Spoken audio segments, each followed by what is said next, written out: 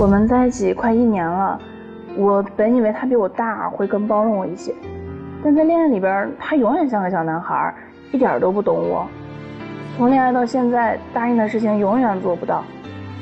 他就像一个永远猜不对答案的谜语，每次不开心都憋着不说，还装作不在意，等积攒了之后，突然一下爆发，和我大闹一场。我越来越觉得他不在意我，不管是朋友、工作还是玩，好像都比我重要。我不知道他心里究竟把我放在什么位置。他总是说我不够在乎他，可是我身边的人都知道我是在乎他的，为什么只有他感受不到呢？真的搞不懂他在想什么。掌声有请这一对，有请。男嘉宾小福24岁，来自安徽学生；女嘉宾小严21岁，来自安徽学生。来，有请两位，有请。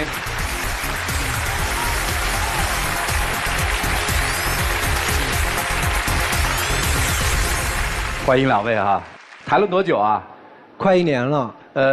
都是学生是吧？对。在一学校吗？在一学校。不在一个学校。啊，在一个城市吗？也不在一个城市。异地啊？对。哦，咋认识的？我们俩是去年暑假的时候在老家溜冰的时候一起认识的。旱冰还是真冰？对，就是轮滑。哦，轮滑。啊，谁主动搭讪的谁啊？我。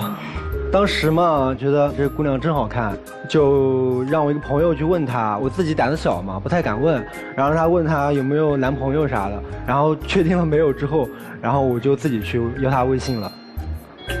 这也回答啊？没有，是我的一个女性朋友去问的。哦，对，女性朋友啊，然后就要了联系方式。对。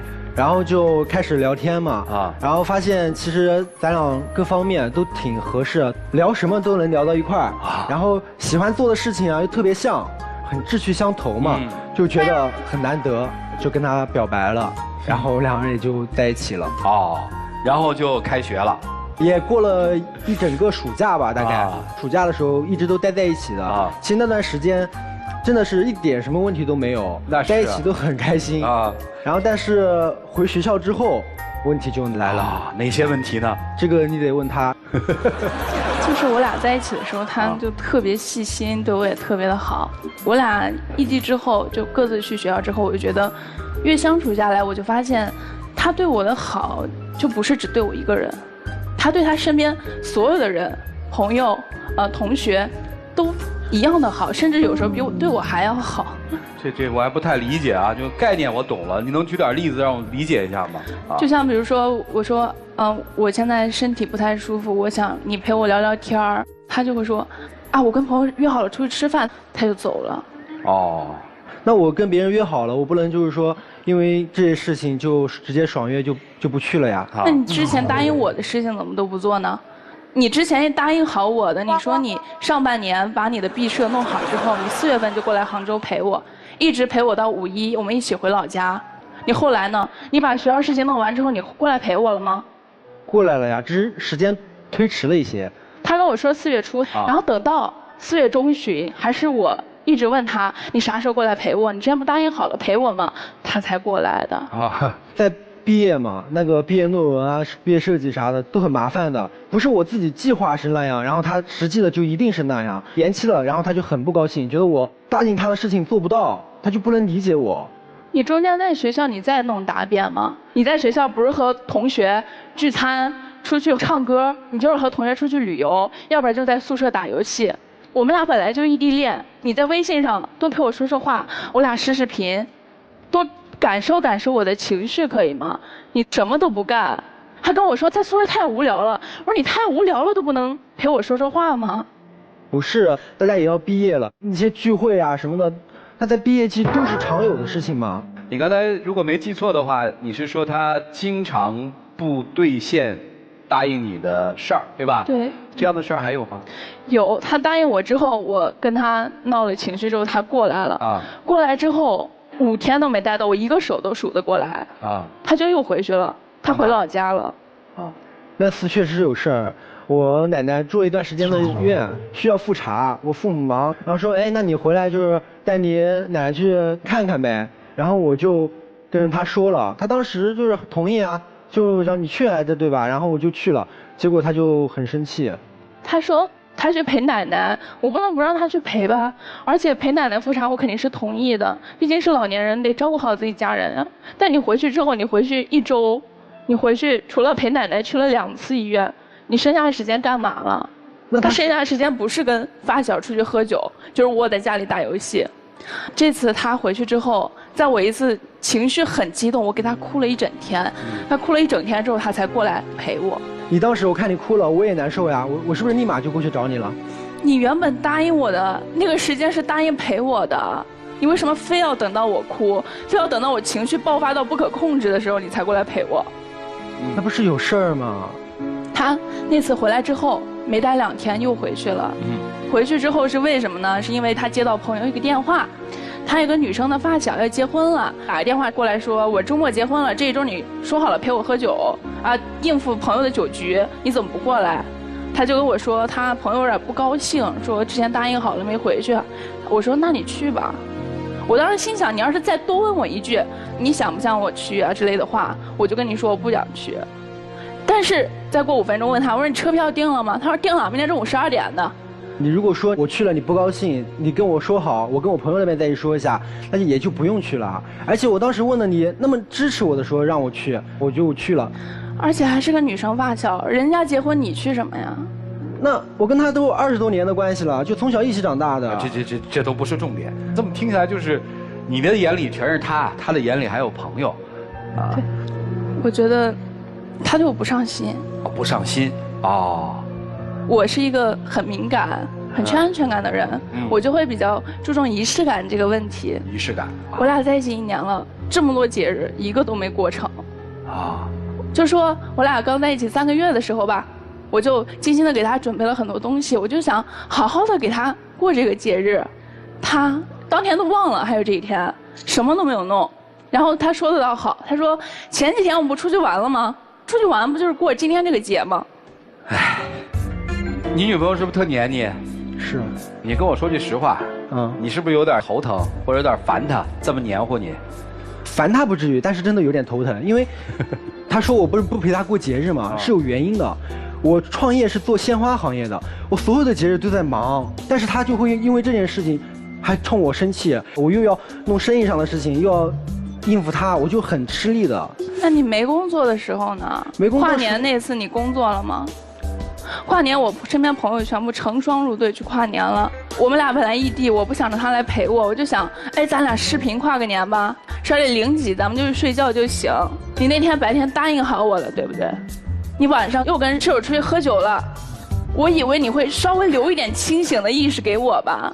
后来呢，回去之后一点信都没有了，就睡死过去了。当时确实是答应他了，这件事是我做的不对，我可能喝的有点多，我让我缓一缓，我躺一会儿，快到12点了，我再给你打过去，能给你一个惊喜，对吧？结果我真的躺着躺着就睡着了。所以女生觉得被忽略或者叫被忽视，是吧？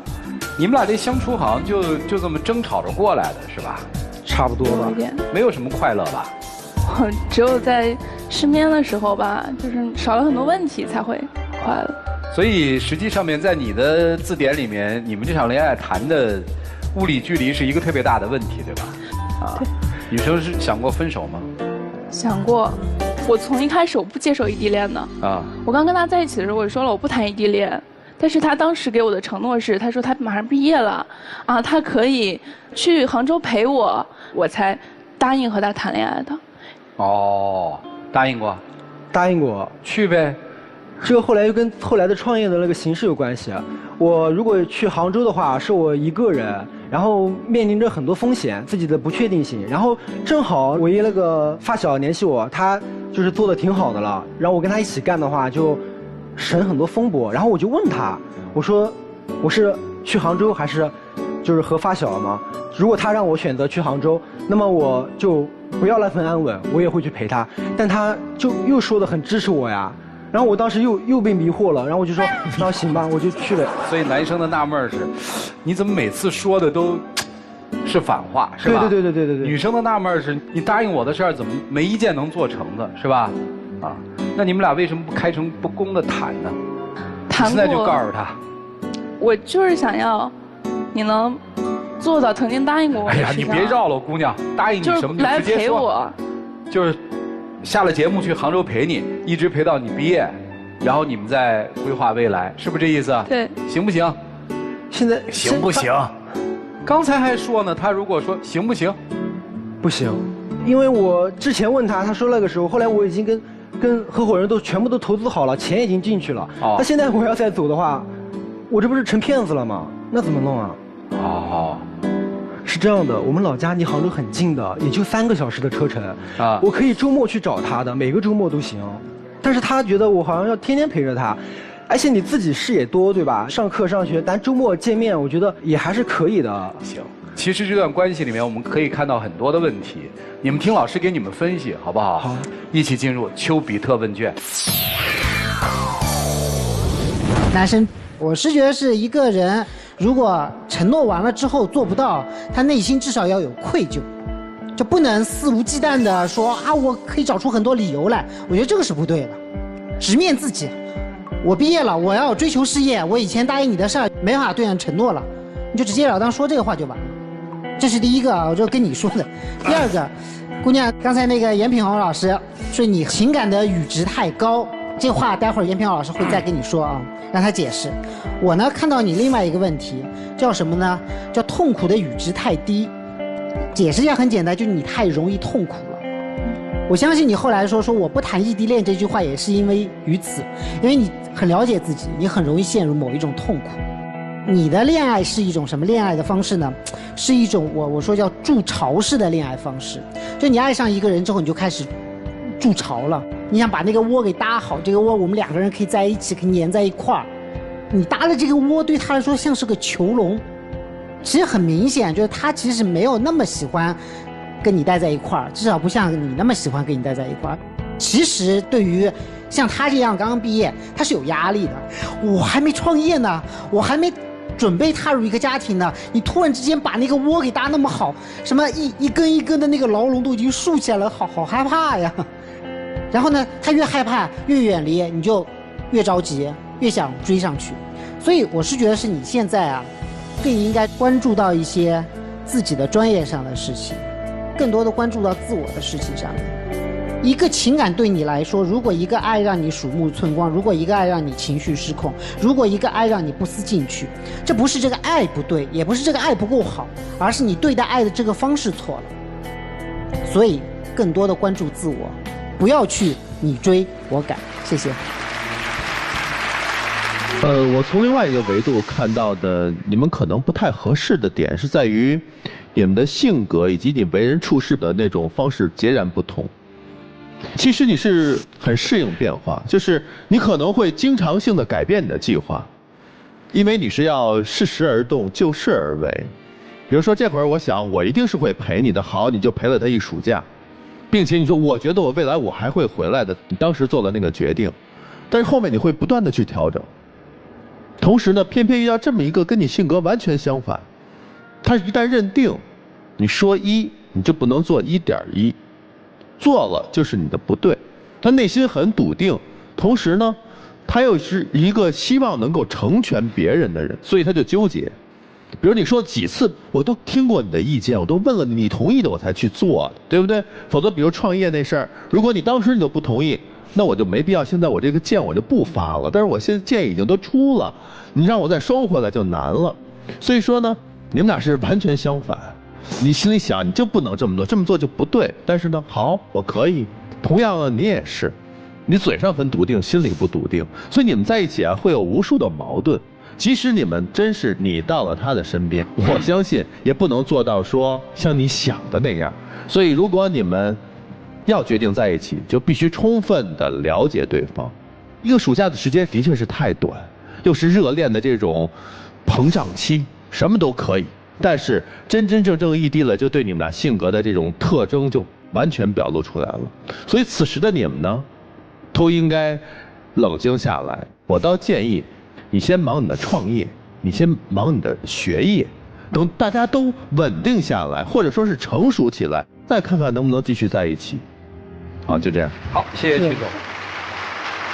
其实说句实在话，阶段爱情就不是个必需品，它只能是个奢侈品。要谈就好好谈，别耽误了学业，别耽误了创业，那是生活。来吧，一起进入抖音真情60秒。我们相处这1年下来，我知道我自己也有很多的问题。那我俩之后还会持续异地恋这样的一种状态，我会去改变我的一些相处方式。你能不能就是答应我的事情，就不说大了，就平时答应我的一些小事情，你能去把我伤点心，就去努力去做到它。刚刚老师教育过之后，我真的反省到了，就是我自己存在很大的问题，不管出于什么原因，我只要是没做到，那就是没做到，所以我以后一定会很谨慎的去不要随便说一些诺言之类的话，但是我也会尽最大的时间去陪伴你。我希望我真的有一些事情的时候，还是可以给我一点时间。好了，接下来我们就要打开放着他们关于这段爱情记忆的一些东西了，请打开我们的爱情记忆箱。嚯，来，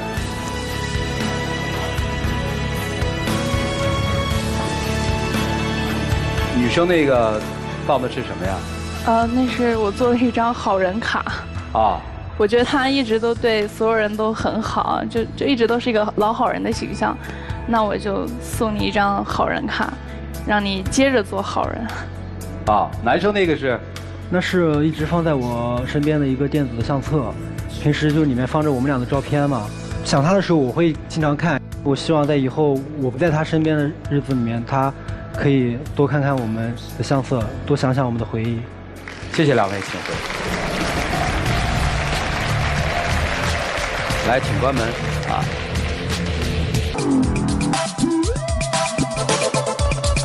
思想是关不住的，所以别人想什么你是限制不了的。思想其实是有源之水，并不是火山爆发。因此你要回头想一想，在现实生活当中，你到底做了哪些事，让别人打开了思想的笼子。记住，生活的点滴决定了爱情的成败。让我们来看看这对年轻人自己的选择吧，请看。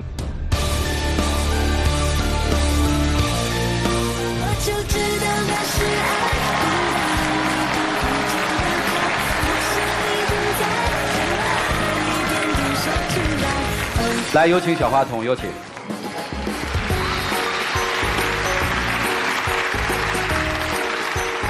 来，见证属于他们的浪漫时刻，各位请见证。没有谁能把你降临我身旁，其实我的就是天使，为我能独占。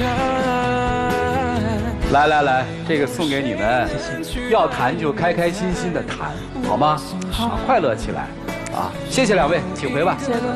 专属天使，我哪里还需要别的人？